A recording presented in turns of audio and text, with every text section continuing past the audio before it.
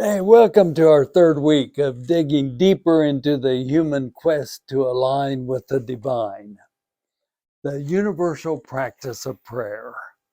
This definition of prayer is really like an umbrella encompassing many different forms, many different experiences. And the evidence of this definition being an umbrella quickly emerges when we look at the Hebrew and Christian libraries, which is uh, the experience of this week. Let's look at the Hebrew library. There are at least 8 different words in the original language which are translated prayer in English. The meaning of these different words include to whisper, to meditate, to praise, to intercede, to judge self, to smooth down, and to bow down. Let me be clear. All of these different words are translated to pray in English translations.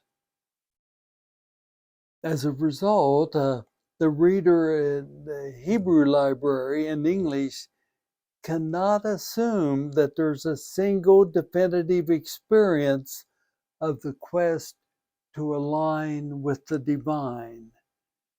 Rather, in the Hebrew library, there are many experiences in which the prayer experiences alignment with the divine. Now, in the Hebrew library, there are 2 of these words which are found more often than the others. So we're just going to take a look at these 2. These are to praise and to judge oneself. Now, to praise the divine and judge oneself have something in common, that in both experiences there's a clear distinction between the divine and the human. For in the act of praise, when we praise God, it is clear that the characteristics of God are awesome and different than the characteristic of the human beings who praise. Um, the word translated to create is only used in relationship to the divine. Only God creates, and therefore God is praised for creation. Now, the other word that's used a lot in Hebrew translated prayer is the one that means to judge oneself. And it also emphasizes the distinction between what is human and what is divine. For humans to judge oneself requires a standard against which one is judged. The source of the standard is God. For this standard is revealed not only in the created order in the Hebrew library, but also in the law and the preachers, the prophets. So in judging self, human beings affirm the distinction between the divine and human.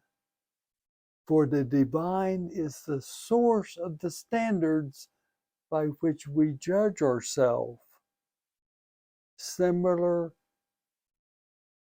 to the experience of praise. For the distinction between the divine and human is essential in the Hebrew library for these two words that are commonly translated to pray, to praise, and to judge oneself. Now, going to the Christian library, there are at least 4 words in the original language which are translated prayer in English. The meaning of these words include to want, to ask, to wish, and to pour out. Let me be clear. All of these distinctly different words in Greek are translated to pray in English translations. And again, as is in the case in the Hebrew library, the reader of the Christian library cannot assume that there's a single definitive experience in the quest to align with the divine. Rather, in the Christian library, there are several human experiences in which the prayer experiences alignment with the divine. Now, as is in the case in the Hebrew library and the Christian library, there are 2 of these words which are referred to more than the others. These are the words that mean to wish and to pour out. You see, and these have something in common. To wish and pour out have in common the experience of transparency. In the quest to align with the divine in the Christian library, humans must be transparent. No pretense, no guise. We use pretense and disguise ourselves in relationship to other humans, but not with the divine. For in sharing our wishes and pouring out our life before the divine, indeed, transparency is required. With God, one cannot play games. Rather, one's wishes, even if they are self-centered and miss the mark of God's high calling, we must be owned our wishes. And in the same way, whatever our thoughts and feelings, these must be poured out, for God's love cannot be experienced until one's true self, warts and all, are shared. You see, this is the basis of the common experience in the prayers of confession in Christian worship. Only as we fess up, pour out, is there room for God's way of justice, mercy, to become the way of those who follow Jesus. First, we've got to be transparent, own our wishes, pour out who we are. Then there is room for God's love to fill the cup of our lives together. Now, we've been about for a few minutes a word study of prayer in the Hebrew and Christian libraries. And prayer is therefore an umbrella of 8 words in Hebrew, 4 words in Greek that are distinct from each other, but all have in common that quest to align with the divine. And the primary words in Hebrew and Greek have commonality with each other. Now, this reminds me of the word study of the word love in our libraries. You know, in the original Greek, there are three distinct words that are all translated love. Eros, the word of erotic, emotional love, emotionally attaching to another. That's eros. Philia is um, love that is the consequence of a relationship. Brotherly love, Philadelphia, the city of brotherly love, sibling love.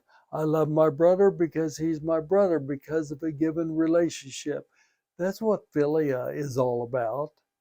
Different than eros, and different than the third word translated love, agape, which is an attitude embraced by the mental discipline of the faithful, an attitude of empathy and an attitude of sacrifice for others. That's agape, different than eros, different than philia, but in the New Testament, all are translated love.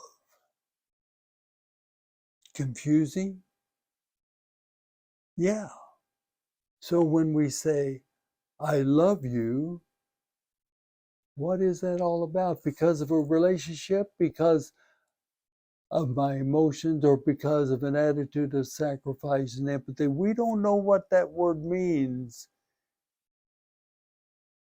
because three different words are translated the same in our English translations. That is the dilemma with prayer.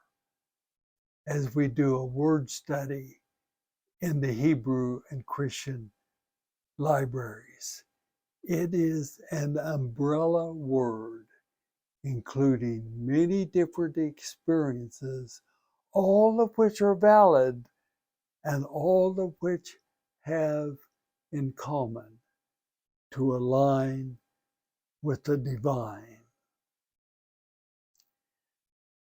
In summary, we've got to avoid the form of prayer as being primary. You know, the old language we use in a lot of different elements of the human experience is that form follows function. We've got to be careful with prayer because oftentimes we turn that around and say form is more important than function.